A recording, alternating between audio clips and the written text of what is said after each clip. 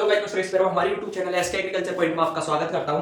और यानी कि हम पढ़ रहे थे हमारी बायोलॉजी क्लास में, यानी ब्लड पढ़ रहे थे जनरल बायोलॉजी में, यानी कि जेट आईसीआरसीयूटी एग्रीकल्चर के, यानी जेट आईसीआरसीयूटी और नेट के इंपॉर्टेंट बेस से, यानी बहुत महत्वपूर्ण क्लास होने वाली थी ये। और हम ब्लड पढ़ रहे थे तो हमारा ब्लड टॉपिक बहुत लंबा हो चुका है, तो उसको जल्दी से जल्दी कंप्लीट करने के लिए बिना देरी किए हुए हम बढ़ते हैं अपनी क्लास में आगे। और हमने एसिडोफिल तक पढ़ लिया था, एसिडोफिल में पढ़ लिया था कि इसकी आकृति कैसी होती है, हेडफोन जैसी, यानी कि हमने पढ़ लिया था, यानी कि क्या पढ़ लिया था, एसिडोफिल। एसिडोफिल की आकृति कैसी होती है, हेडफोन जैसी दीपालित केंद्रक होता है, उसका केंद्रक की आकृति होती है जो हेडफोन जैसी होती है। इसके बारे में अम्लीय विरंजक के साथ रंग देती है, अम्लीय विरंजक एओसिन है। सामान्य जानकारी थोड़ी बहुत पढ़ ली थी, एलर्जी से सुरक्षा प्रदान करती है। इसके बाद हम पढ़ते हैं बेसोफिल। ठीक है, डब्ल्यूबीसी पढ़ रहे थे, डब्ल्यूबीसी में हमने पढ़ लिया था एसिडोफिल। इसके बाद हम नेक्स्ट स्टार्ट करते हैं, वो डब्ल्यूबीसी के अंतर्गत करते हैं, यानी कि बेसोफिल।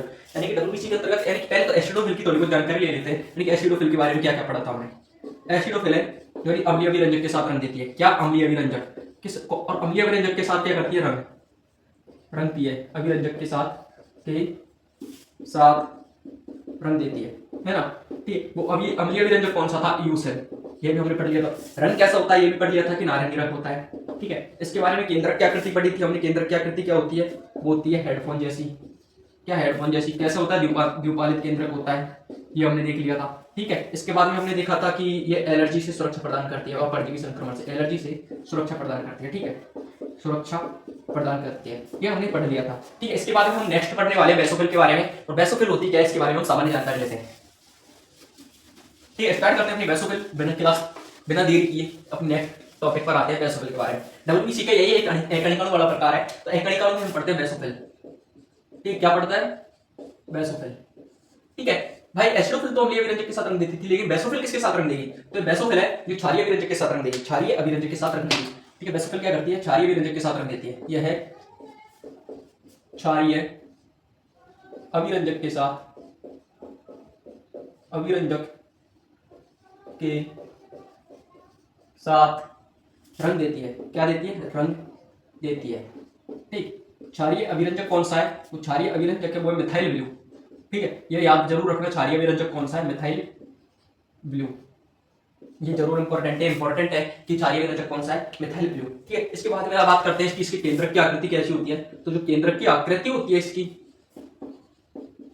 आकृति होती है वो एस आकार की होती है। ठीक है, केंद्रक की आकृति कैसी होती है, एस आकार की। तो दो या तीन पालियां पाई जाती है, इसमें क्या पाई जाती है, दो या तीन पालियां। ठीक, हमने देखा था कि क्षारीय विरंजक के साथ रंग देती है, क्षारीय विरंजक है मिथाइल ब्लू। केंद्रक की आकृति कहती होती है आकार की, जिसमें दो या तीन पालियां पाई जाती है। ठीक है, इसके बाद में बात करते हैं कि ये तीन रसायनों का श्रावण करती है। तीन रसायनों क्या करती है, श्रावण, रसायनों का श्रावण करती है, श्रावण, तीन रसायनों का श्रावण करती है। और तीन रसायन कौन कौन से इसके बारे में देखते हैं। फर्स्ट है स्टामिन, स्टामिन। सेकेंड है हिपेरिन, हिपेरिन। और थर्ड है सेरोटेनिन, सेरोटेनिन। ठीक, तीन रसायन है जो यानी कि श्रवण करती है बेसोफिल। तो इन तीनों रसायनों का क्या क्या कार्य होता है, क्या क्या जिम्मेदारी होती है, तो ये क्या करती है कि सूजन अभिक्रिया के लिए जिम्मेदार है। स्टामिन जो किसके लिए जिम्मेदार है, सूजन अभिक्रिया के लिए जिम्मेदार है। किसके लिए, सूजन अभिक्रिया के लिए, अभिक्रिया के लिए जिम्मेदार है। ठीक, स्टामिन है जो सूजन अभिक्रिया करती है, सूजन अभिक्रिया के लिए क्या है, जिम्मेदार है। इसके बाद में बात करते हैं तो इसका एक और कार्य होता है, रक्त वाहिनियों को प्रसारित करती है। क्या करती है, रक्त वाहिनियों को प्रसारित करती है, रक्त वाहिनियों को प्रसारित करती है। ठीक है, रक्त वाहिनियों को क्या करती है, प्रसारित करती है, प्रसारित करती है। ठीक, इसके बाद में हम बात करते हैं कि हिपेरिन, हिपेरिन का क्या कार्य है। हिपेरिन है जो प्रतिस्कंदक का कार्य करती है। इसकी प्रकृति है जो कैसी होती है, प्रतिस्कंदक की तरह, प्रकृति प्रतिस्कंदक तरह होती है, प्रतिस्कंदक होती है। इसकी प्रकृति जो प्रतिस्कंदक होती है। ठीक है, क्या होती है, हिपेरिन है जिसकी प्रकृति क्या होती है, प्रतिस्कंदक। कैसी होती है, प्रतिस्कंदक। और यह क्या करती है, यह सेरोटोनिन है जो रक्त वाहिनियों को संकुचित करने का कार्य करती है। क्या करती है, रक्त वाहिनियों को संकुचित करती है। सेरोटोनिन क्या करती है, रक्त वाहिनियों को संकुचित करती है, संकुचित करती है, संकुचित करती। ठीक है, हम क्या देख रहे थे, बेसोफिल। बेसोफिल जो क्षारीय विरंजक के साथ रंग देती है वो मिथाइल ब्लू है। केंद्रक की आकृति होती है बेसोफिल की, वो ऐसा आकार की होती है जो है जिसमें दो या तीन पालियां पाई जाती है। ठीक है, तीन प्रकार के रसायनों का श्रावण करती है। हिस्टामिन, हिपेरिन और सेरोटोनिन। हिस्टामिन सूजन अभिक्रिया के लिए और रक्त वाहिनियों को प्रसार करने के लिए जिम्मेदार है।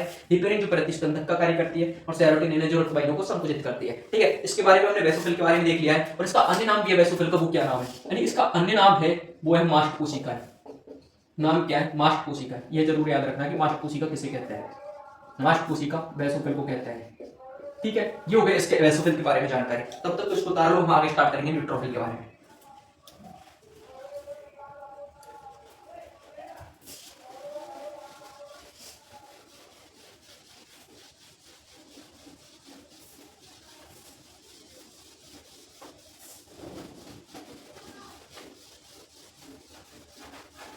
बेसिक हो चुकी है हमारी कंप्लीट, तो हम स्टार्ट करते हैं न्यूट्रोफिल। न्यूट्रोफिल है क्या?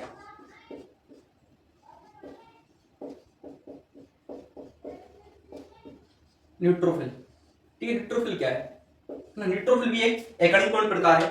ठीक है, केंद्रक की आकृति इसकी घोड़े की नाल जैसी होती है। केंद्रक की आकृति ये जो कैसी होती है? घोड़े की नाल जैसी आकृति, घोड़े की नाल जैसी। कैसी? घोड़ी या घोड़े की नाल? घोड़े की नाल जैसी। ठीक, नाल जैसी। ठीक है, अगर बात करें न्यूट्रोफिल, नु से नाल, किसकी? घोड़े की नाल। किसकी होती है? घोड़े की। यानी इसकी आकृति होती है घोड़े की नाल जैसी। घोड़े की नाल कैसी होती है? घोड़े की नाल होती है वो इस प्रकार की होती है। ठीक है, घोड़े की नाल होती है इस प्रकार की होती है, इसकी आकृति इस प्रकार की होती है। और ये कौन सी, किस प्रकार की कोशिका है? यह भक्षाणु प्रकार की कोशिका है। किस प्रकार की है? भक्षाणु। यह भक्षाणु प्रकार की कोशिका है। यह एक जो कोशिका है जो भक्षाणुओं का भक्षाणु करती है, यह भक्षाणु प्रकार की क्या है? कोशिका है। ठीक है, इसके बारे में बात कर रहा था। यह सर्वाधिक संख्या में भी पाई जाती है, यानी कि यह कितनी प्रकार की संख्या है? सर्वाधिक संख्या में पाई जाती है। ठीक है, भक्षण प्रकार की कोशिका है। ठीक है, और मैंने आपको पहले ही बताया था कि सर्वाधिक संख्या में भी पाई जाती है। न्यूट्रोफिल है जो डब्ल्यूबीसी की एक प्रकार है जो सर्वाधिक संख्या में पाई जाती है सभी में से। तो यह सर्वाधिक संख्या में पाई जाती है, सर्वाधिक संख्या में पाई जाती है। ठीक, में पाई जाती है, यह हम देख रहे थे। सर्वाधिक संख्या में पाई जाती है और ये इसे सुरक्षा की प्रथम पंक्ति भी कहते हैं। ये सुरक्षा प्रदान करती है सूक्ष्म जीवों से या हानिकारक सूक्ष्म जीवों से भक्षण करती है, और सुरक्षा की प्रथम पंक्ति भी कहते हैं। यानी इसे क्या कहते हैं? सुरक्षा की प्रथम पंक्ति। यानी कि आपसे पूछा जाए सुरक्षा की प्रथम पंक्ति किसको कहते हैं, तो वो न्यूट्रोफिल को कहते हैं। सुरक्षा की प्रथम पंक्ति भी कहते हैं। ठीक, पंक्ति कहते हैं, है ना? यानी कि इसे क्या कहते हैं? सुरक्षा की प्रथम पंक्ति भी कहते हैं। ये हो गई हमारी न्यूट्रोफिल। ठीक है, न्यूट्रोफिल के बाद में हम प्लेटलेट्स को पढ़ेंगे। तब तक के लिए इसको उतार लो और हम हमारी क्लास को आगे जल्दी से जल्दी बढ़ाते हैं।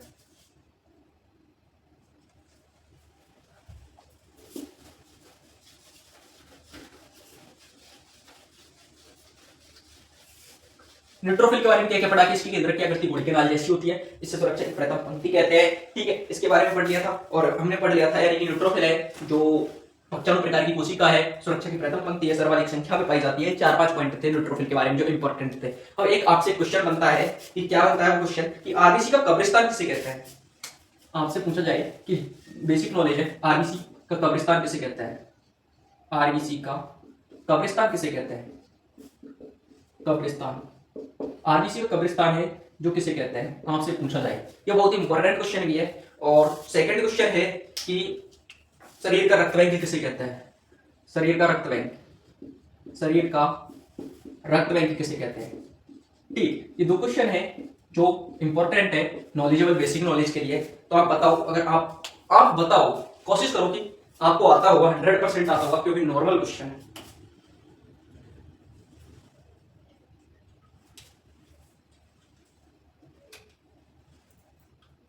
जल्दी बताओ तब तक कि मेरी शेयर डाल दूं।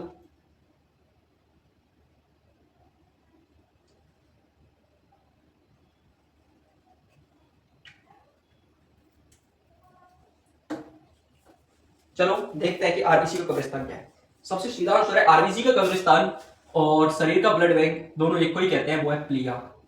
ठीक है, आरबीसी का कब्रिस्तान और ब्लड बैंक है जो दोनों प्लिया को ही कहते हैं, या स्प्लीन बोलते हैं इसको इंग्लिश में। स्प्लीन क्या बोलते हैं इंग्लिश में? इसको स्प्लीन। ठीक, इसको ही बोलते हैं आरबीसी का कब्रिस्तान और ब्लड बैंक। ठीक है, एचआईवी वायरस है जो किस पर आक्रमण करता है? एक और क्वेश्चन बनता है, ये नोट डाल के लिख लो कि एचआईवी वायरस टी हेल्पर कोशिकाओं पे, टी हेल्पर सेल्स पर आक्रमण करता है, आक्रमण करता है। ठीक है, ये 3 क्वेश्चन है जो इंपॉर्टेंट है कि आरबीसी का कब्रिस्तान शरीर का ब्लड बैंक और एचआईवी वायरस किस पर आक्रमण करता है, कौन सी प्रकार की कोशिकाओं पर आक्रमण करता है, ये टी हेल्प सेल्स पर कोशिकाओं पर आक्रमण करता है। इसके बाद हम पढ़ते हैं प्लेटलेट्स। प्लेटलेट्स को भी आज ही कंप्लीट करने की कोशिश करेंगे और फिर इसके बाद हम पढ़ेंगे ब्लड प्रोटीन। ठीक है, प्लेटलेट्स के बारे में देखते हैं।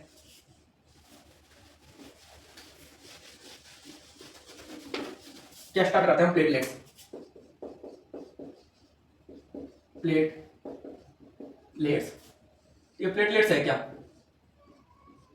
ठीक है, प्लेटलेट्स है, इसका अन्य नाम थ्रोम्बोसाइट्स है, यानी कि इसको बिंबाणु या बिंबाणु भी कहते हैं। पहली बात तो ये देखो कि इसको बिंबाणु भी कहते हैं, और इनका जो अन्य नाम है वैज्ञानिक यानी कि जो थोड़ा डिफिकल्ट नाम है, जो यानी थ्रोम्बोसाइट, इसको याद करना, थ्रोम्बोसाइट। ठीक है, क्या बोलते हैं इसको? थ्रोम्बोसाइट भी कहते हैं। ठीक है, थ्रोम्बोसाइट, इसका अन्य नाम क्या है? थ्रोम्बोसाइट है। इसका निर्माण कहां पे होता है? तो हम आपसे बात करते हैं कि आरबीसी का जहां पे निर्माण होता है वहीं पे प्लेटलेट्स का निर्माण होता है। ठीक है, इसका निर्माण लाल अस्थि मज्जा में होता है। ठीक है, कहां पर होता है? लाल अस्थि मज्जा। ठीक है, इसका निर्माण भी लाल अस्थि मज्जा में होता है। आरबीसी का शुरू में निर्माण है तो लाल अस्थि मज्जा में ही होता है। और इसका निर्माण होता कैसे है कि लाल अस्थि मज्जा है, लाल अस्थि मज्जा। ठीक है, कहां पर होता है? लाल अस्थि मज्जा में होता है। ठीक है, प्लेटलेट्स का निर्माण है जो लाल अस्थि मज्जा में होता है। इसकी कोशिका है जो मेगाकैरियोसाइट, यानी कि लाल अस्थि मज्जा की कौन सी कोशिका है? ये मेगाकैरियोसाइट कोशिका है। कैरियोसाइट लाल अस्थि मज्जा की एक प्रकार की कोशिका है जो कौन सी है? मेगाकैरियोसाइट, जिसके टुकड़े होते हैं कि टुकड़े होने से, यानी कि मेगाकैरियोसाइट के टुकड़े होने से, मेगाकैरियोसाइट कोशिका के टुकड़े होने से, लाल अस्थि मज्जा में कोशिका के टुकड़े होने से। ठीक है, टुकड़े होने से। ठीक है, क्या है कि इसका निर्माण होता है जो किससे होता है? अगर निर्माण की बात की जाए तो इसका निर्माण लाल अस्थि मज्जा में होता है। किसके कारण होता है? लाल अस्थि मज्जा की मेगाकैरियोसाइट कोशिकाओं के टुकड़े होने से ही प्लेटलेट्स का निर्माण होता है। किसका निर्माण होता है? प्लेटलेट्स का निर्माण होता है। यानी कि प्लेटलेट्स के अंदर केंद्रक नहीं पाया जाता। एक इंपॉर्टेंट चीज है कि इसके अंदर केंद्रक नहीं पाया जाता। प्लेटलेट्स है जिसके अंदर क्या नहीं पाया जाता? केंद्रक नहीं पाया जाता। क्या नहीं पाया जाता? केंद्रक। ये केंद्रक विहीन कोशिका है, केंद्रक नहीं पाया जाता। ठीक है, ये इंपॉर्टेंट चीज है, इसको याद कर लेना कि किस प्रकार की कोशिका के अंदर केंद्रक नहीं पाया जाता, तो वह प्लेटलेट्स। इसका जीवन काल कितना होता है? तो बात की जाए जीवन काल की, जीवन काल प्लेटलेट्स का वो होता है 2 से 5 दिन। 2 से 5 दिन। आकार की बात की जाए तो 2 से 5 म्यूएम, आकार में 3 से 5 म्यूएम होता है। 2 से 3 म्यूएम, सॉरी 2 से 3 म्यूएम। ठीक है, म्यूएम रक्त की सबसे छोटी कोशिका ही है ये, या है कि रक्त की सबसे छोटी कोशिका कौन सी? तो प्लेटलेट्स है, रक्त की सबसे छोटी कोशिका। ठीक है, सबसे छोटी कोशिका क्या है? प्लेटलेट्स है। यानी कि इसका नाम है जो थ्रोम्बोसाइट है, निर्माण है लाल अस्थि मज्जा में होता है। लाल अस्थि मज्जा में मेगाकैरियोसाइट कोशिकाओं के टुकड़े होने से होता है। इसमें केंद्रक नहीं पाया जाता है। जीवन काल 2 से 5 दिन का होता है। 2 से 3 म्यूएम आकार होता है, जो रक्त की सबसे छोटी कोशिका है। ठीक है, इसकी संख्या की बात की जाए तो 1.5 से 3.5 लाख, यानी कि संख्या कितनी होती है इसकी? संख्या की बात की जाए तो 1.5 से 3.5 लाख प्रति घन मीटर। ठीक है, कितनी होती है संख्या? 1.5 से 3.5 लाख प्रति घन मीटर इसकी संख्या होती है। तो हमने आज आरबीसी एंड डब्ल्यूबीसी की तीनों प्रकार की कोशिकाओं के बारे में पढ़ लिया है। कणिकाणु जिसमें नाम है यानी कि एसिडोफिल, बेसोफिल और न्यूट्रोफिल, और फिर प्लेटलेट्स के बारे में भी पढ़ लिया था। एसिडोफिल के बारे में पढ़ा था तो हम दोबारा इनका रिवीजन करते हैं। एसिडोफिल है क्या? ठीक है, एसिडोफिल है जिसके केंद्रक क्या करती होती है? हेडफोन जैसी द्विपालित केंद्रक होता है, अम्लीय अभिरंजक के साथ रंग देती है। इयोसिन अम्लीय अभिरंजक था। इयोसिन है जो अम्लीय अभिरंजक था। इयोसिन क्या था? अम्लीय अभिरंजक था। ठीक है, इसके बारे में हमने पढ़ लिया था एसिडोफिल, है ना, और वह एलर्जी के प्रति सुरक्षा प्रदान करती है। इसके बाद हमने पढ़ा था बेसोफिल। बेसोफिल है जिसके केंद्र क्या करते हैं? एस प्रकार की होती है, 2 या 3 पालियां होती है। ठीक है, और जिसके यानी कि आकृति होती है केंद्र की एस, और अभिरंजक है जो क्षारीय अभिरंजक है, मिथाइल ब्लू, उसके साथ रंग प्रदान करती है। 3 प्रकार के रसायनों का स्रावण करती है, हिस्टामिन, हेपेरिन और सेरोटोनिन। हिस्टामिन सूजन क्रिया रक्त वाहिनियों को प्रसारित करती है। हेपेरिन है जो प्रतिस्कंदक, इसकी प्रकृति हेपेरिन की जो प्रतिस्कंदक की तरह होती है। और इसके बाद पढ़ा था हमने सेरोटोनिन जो रक्त वाहिनियों को संकुचित करने का कार्य करती है, यानी कि हिस्टामिन है जो प्रसारित करने का कार्य करती थी और सेरोटोनिन जो संकुचित करने का कार्य करती थी। इसके बाद में उसका नाम पढ़ा था हमने, जो अन्य नाम था मास्टर कोशिकाएं। इसके बाद हम पढ़ रहे थे यानी कि क्या है? न्यूट्रोफिल की केंद्रक क्या करती होती है, जो गोले की नाल जैसी होती है, यह हमने पढ़ा था। इसके 51 प्रकार की कोशिका होती है। जो न्यूट्रोफिल होती है वो 51 प्रकार की कोशिका होती है, सर्वाधिक संख्या में पाया जाता है, उसे सुरक्षा की प्रथम पंक्ति भी कहते हैं न्यूट्रोफिल को, ठीक है। अगर और फिर 3 क्वेश्चन हमने इंपॉर्टेंट देखे थे कि आरबीसी का कब्रिस्तान पर शरीर का ब्लड बैंक किसे बोलते हैं, वो प्लिहा को ही बोलते हैं, स्प्लेन को भी बोलते हैं, है ना। इसके बाद में हमने पढ़ा था एचआईवी वायरस किस प्रकार की कोशिका पर आक्रमण करता है, तो टी हेल्पर सेल्स होती है। इसके बाद में हमने प्लेटलेट्स स्टार्ट किया था। प्लेटलेट्स में पढ़ा था इसका अन्य नाम क्या है, थ्रोम्बोसाइट है। इसका निर्माण लाल अस्थि मज्जा होता है। निर्माण किससे होता है, मेगा कैरियोसाइट कोशिकाएं होती है लाल अस्थि मज्जा की, उनके टुकड़े होने से प्लेटलेट्स का निर्माण होता है। इसके बाद में इसके केंद्रक नहीं पाया जाता, ये भी इंपॉर्टेंट बात थी। जीवन काल 2 से 5 दिन होता है। आकार 2 से 3 म्यूएम। जो रक्त की सबसे छोटी कोशिका कौन सी पूछा जाए, प्लेटलेट्स ही है। संख्या में 1.5 से 3.5 लाख प्रति घन मीटर होती है, ठीक। आज की क्लास में बस इतना ही। अगर आपको वीडियो पसंद आई तो वीडियो को लाइक कीजिए और चैनल को सब्सक्राइब कीजिए। आज हमने इतना बड़ा टॉपिक कवर किया है, कल हम ब्लड को जल्दी से जल्दी कंप्लीट करने की कोशिश करेंगे। और तब तक के लिए धन्यवाद, नमस्कार।